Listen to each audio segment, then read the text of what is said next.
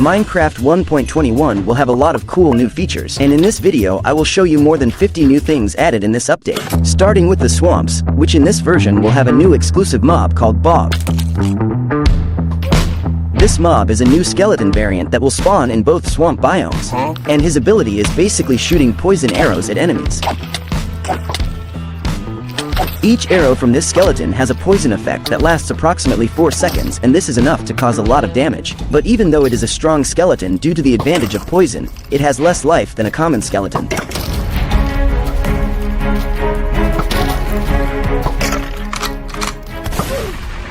Besides the swamps, there is only one other place that the bog can spawn to, and that is inside the caves in a new copper structure. And the name of this new copper structure is Trial Chambers. This new epic structure will be very large, will have several corridors and rooms, and also several secrets for you to discover inside, like this super cool secret passage between rooms.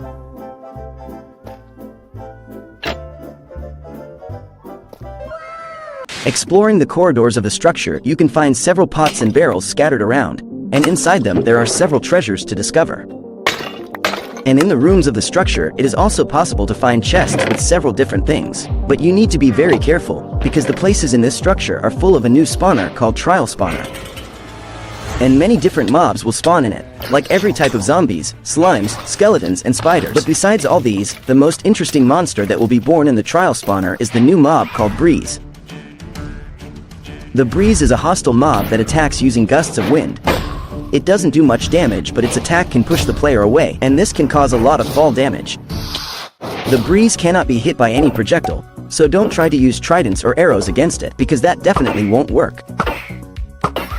The gusts of wind from this mob can activate doors, levers, trapdoors, and bells, which is a really cool detail. It's always good to see Mojang making mobs have more interactions with things in the game. But besides all that, the coolest thing about Breeze is its drop. After killing it, you will get the item called Breeze Rod. And this can be used to craft another item called Wind Charge. This item is the power of Breeze. With it you can attack mobs and move them away from you, but it can also be used to do parkour and make very big jumps.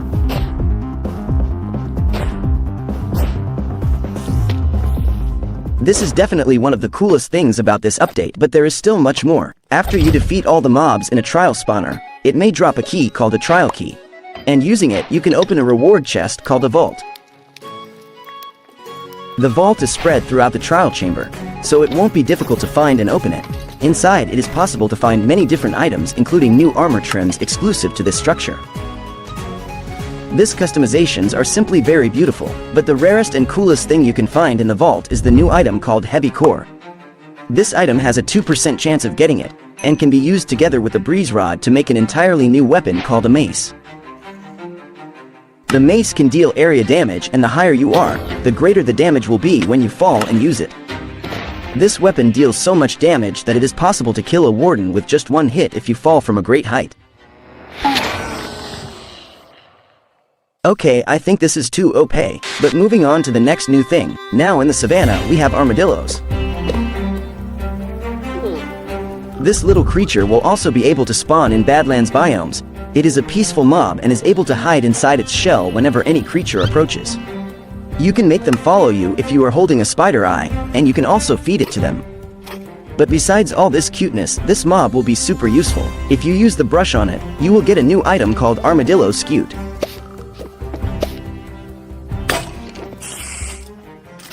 After you collect enough, this item will be used to make armor for your wolf, something that the community has certainly been waiting for years. And it is also possible to color the armor with dyes and make your wolves super beautiful.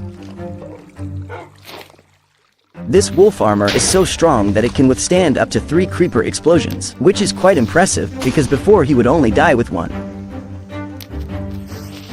And when the armor is breaking, it is possible to repair it using the Armadillo Scute. So now we can finally take our wolves on adventures without worrying about them dying. And speaking of adventure, you'll need to have a big one, because now there are 8 new types of wolves, and each species will be born in a different biome. It will definitely be great to travel the world to catch them all. I think after so much cool stuff, all that was left for Mojang was to add the copper and tough golem to the trial chambers. That would be incredible. Now the next big addition to the game is the new block called Crafter. This block will be a revolutionary thing for Minecraft because it basically allows you to configure it to craft items automatically.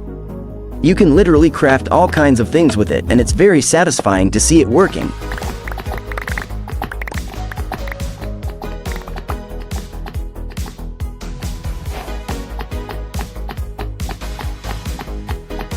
Okay, but how do I get the block in survival mode? To make the crafter block, you will need to use iron, a dropper, a crafting table, and redstone.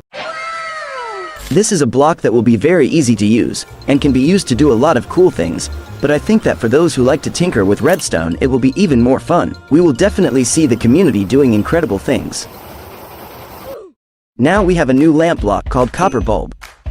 To make this new block, it won't be so simple. You will need copper, blaze rods, and redstone. So basically it's a block that can only be done when you are more advanced in your survival world, but it is something that many players will enjoy using because it is very beautiful for decorations.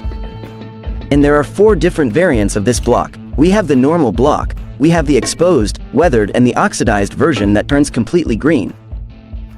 And besides these blocks were beautiful, they also have unique functions. Each version of the block emits a level of light, and the more oxidized the block becomes, it will emit lower levels of light, which is a pretty cool thing for different types of decorations. Also, as you can see, the block stays on infinitely after being activated by a button and only turns off when the button is pressed again.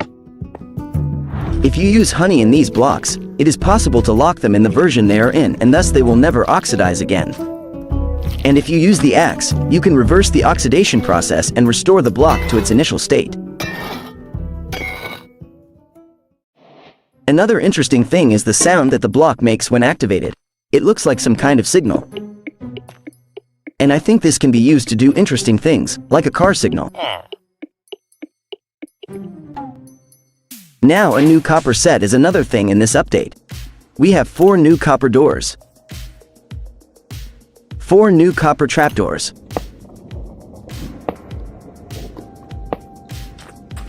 4 new copper grate blocks,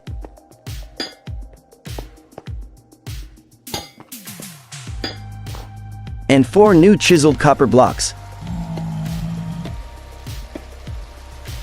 In addition, we also have a new tough set with lots of super beautiful blocks. We now have 2 new tough stairs,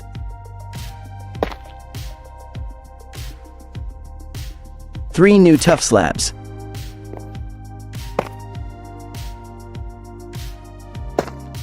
3 new tough walls. And we also have several other super beautiful blocks that I just really enjoy using to build things. I literally spent several hours just admiring and playing with these blocks. I think they will be really cool for building towers and castles and other interesting things. This update will be very good for players who like redstone and decoration, and it will also please those who want adventure and combat.